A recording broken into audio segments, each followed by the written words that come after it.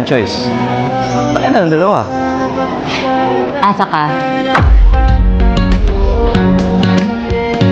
Sabagay, sino ba naman ako? Di na nga piniling maghatid. Sige na! Tara na, tayo na. Tayo na? Tayo na? Tayo na magkagrupo. Paintindihan. The influence of high school crush to Filipino romantic beliefs and peer relationships. Really? Sen.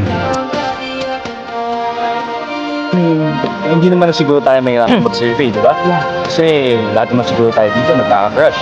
Crushback analysis. The effects of mutual feelings of romantic love leading to marriage. Ba, wifey? Wifey? Sorry.